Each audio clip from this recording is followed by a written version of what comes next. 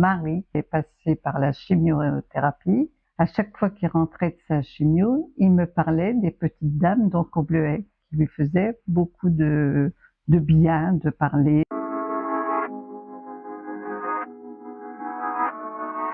Et donc, j'ai pris la décision un jour de venir grossir le clan des petites dames donc au bleuet.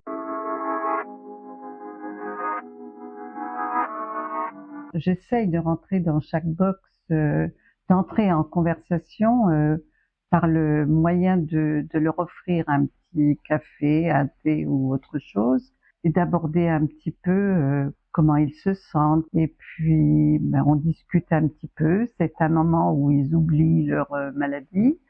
Et puis, on parle de choses et d'autres, pas forcément de la maladie, loin de là.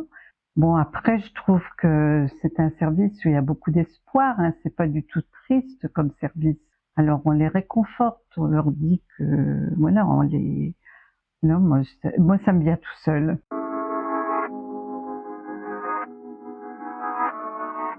Alors, en dehors de l'association, bien sûr, il y a tous les bénévoles avec qui on a une merveilleuse entente. On est tous solidaires les uns des autres. Et puis, il y a beaucoup de choses en dehors de l'association, parce que notre association ne vit que par des dons.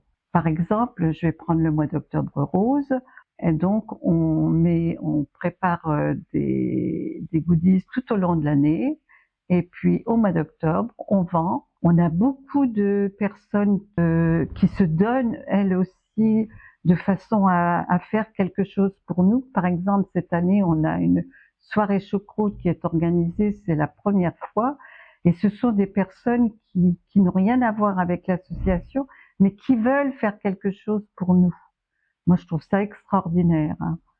Après, on a aussi les randonnées qui nous amènent beaucoup, et on fait toujours un chiffre record de randonneurs.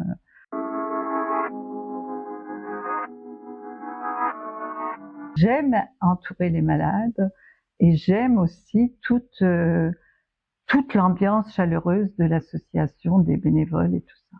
C'est quelque chose de difficile à exprimer, mais c'est très fort ce qu'on a.